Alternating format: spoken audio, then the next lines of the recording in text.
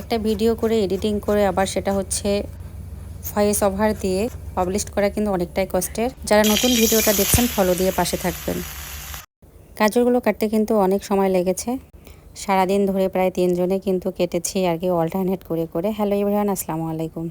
প্রতিদিনের মতো আজকেও নিয়ে আসলাম নতুন একটা রেসিপি।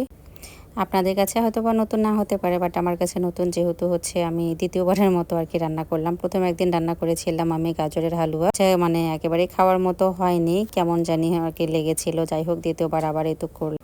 তো বাচ্চারা খাওয়ার পর নাকি ওদের মজাই লেগেছিল, ভালো লেগেছে। তো এই জন্য মনে হলো যে যাই হোক, তাহলে আমার আজকের হচ্ছে গাজরের হালুয়া বানানোটা আর কি পারফেক্ট হয়েছে। এর আগে একবার বানিয়েছিলাম আমি, একটু ঝোল ঝোল রেখেছিলাম, কেন জানি ভালো লাগেনি, আমার নিজেরই ভালো লাগেনি। তাই এবার এভাবেই হচ্ছে কয়েকটা রেসিপি দেখার পর আর কি আমি আমার নিজের মতো করে রান্না করে দিলাম। তো শুরুতে যতগুলো গাজর আর কি দেখেছি, এতগুলো গাজরের তো আর হালুয়া করব না, এগুলো হচ্ছে আমি ফ্রোজেন করে রাখবো। তো প্রথমে হচ্ছে হালিমাসি কাটতে ধরেছিল, এরপর হচ্ছে নাকি হাত লেগে যায় কাটতে কাটতে। এরপর হচ্ছে গিয়ে দিব কিছু কেটে দিয়েছে, বাকি ফিনিশিংটা আমি আর কি দিয়েছি। অনেক চিকন করে হচ্ছে কেটেছি আমরা। এগুলো হচ্ছে আমি তো ভালোভাবে পানি দিয়ে পরিষ্কার করার পর হচ্ছে তেলে দিয়েছি, তেলে একটু ভেজে নিয়ে এগুলো কিছু হচ্ছে আমি এখন ফ্রিজে রেখে দেবো, একটু একটু করে বের করে।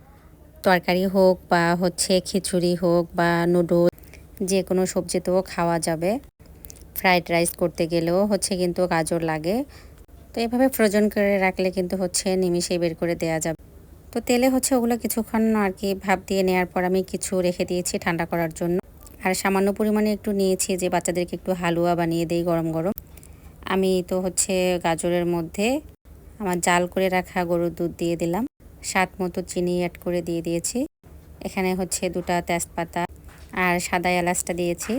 যেহেতু ওগুলো আগেই সিদ্ধ করে নিয়েছি, তাই পরে হচ্ছে আমি দুধ দিয়ে এগুলো বাকিটুকু সিদ্ধ করে নিলাম।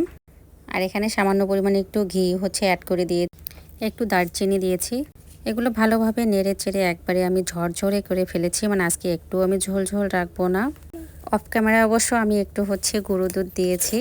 আমি ভেবেছিলাম ক্যামেরা আমার অন আছে, কিন্তু আসলে অন করাই হয়নি। ওই অবস্থায় একটু গরুর দুধ দিয়ে দিয়েছি, এটার জন্য আর কি ভিডিও করা হয়নি।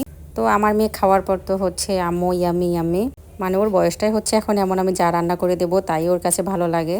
আর আজকের ভিডিওগুলো হচ্ছে আমার পুরোটাই অন্ধকারে, ইলেকট্রিসিটি ছিল না বাসায়, তাই ভিডিওগুলো হচ্ছে একটু আর কি ঘোলা ঘোলা দেখা যাচ্ছিল।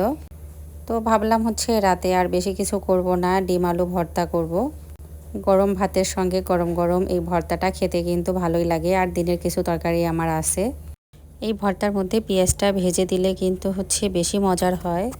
আমার কিন্তু কাঁচা পেঁয়াজ দিয়ে ভর্তাটা খেতে মজাই লাগে, তাই কাঁচা পেঁয়াজটাই দিলাম।